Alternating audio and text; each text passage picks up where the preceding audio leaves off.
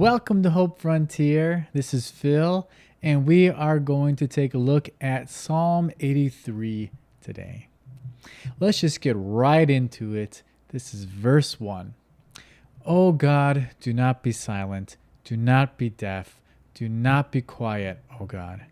Don't you hear the uproar of your enemies? Don't you see that your arrogant enemies are rising up? They devise crafty schemes against your people. They conspire against your precious ones. Come, they say, let us wipe out Israel as a nation. We will destroy the very memory of its existence. Yes, this was their unanimous decision. They signed a treaty as allies against you, these Edomites, Ishmaelites, Moabites, Hagrites, Gabalites, Ammonites, Amalekites, and people from Philistia and Tyre. Assyria has joined them too, and is allied with the descendants of Lot. Wow, the list here that the psalmist gave is quite long. A lot of people going up against him, trying to destroy and wipe him out from the face of the planet. And in our lives, this may feel like what we're going through.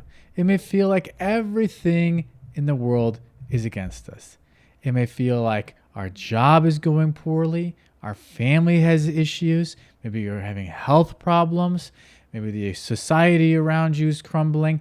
Everything around you seems to be turning inward to almost crush your spirit and soul. But we know that God will not let that happen.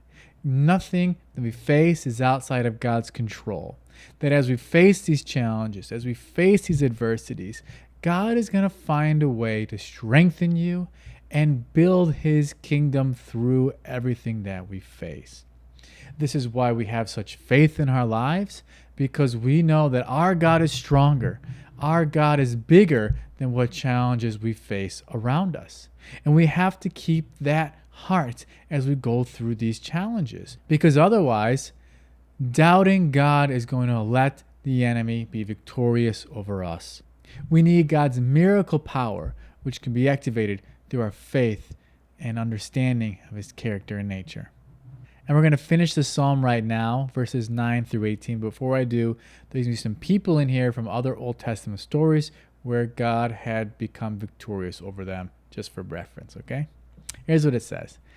Do to them as you did to the Midianites, and as you did to Sisera and Jabin at the Kishon River. They were destroyed at Endor, and their decaying corpses fossilized the soil.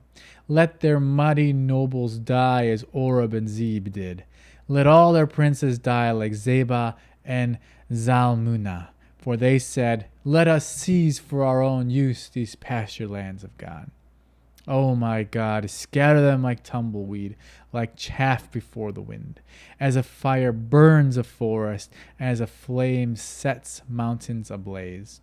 Chase them with your fierce storm. Terrify them with your tempest. Utterly disgrace them until they submit to your name, O Lord. Let them be ashamed and terrified forever. Let them die in disgrace.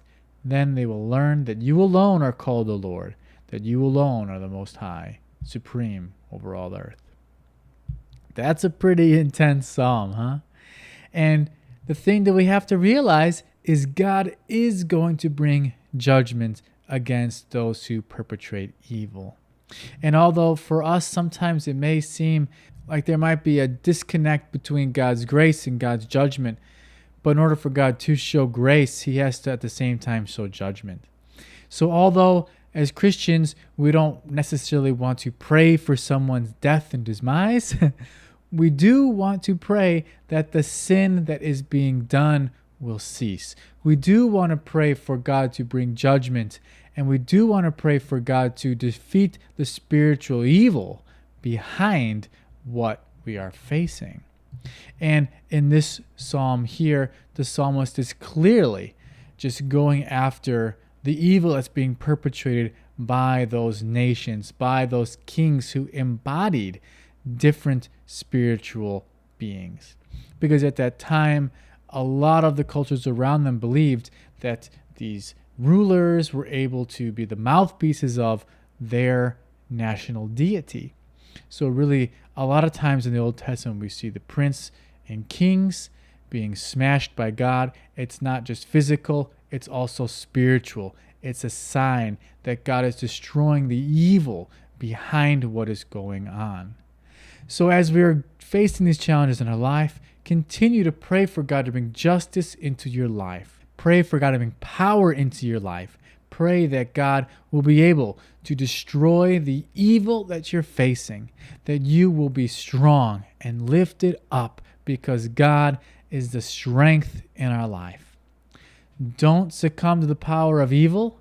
Don't give up your faith to God, but instead continue to seek out His strength and allow God to break the enemy before you. That way, you can walk into what God has for you.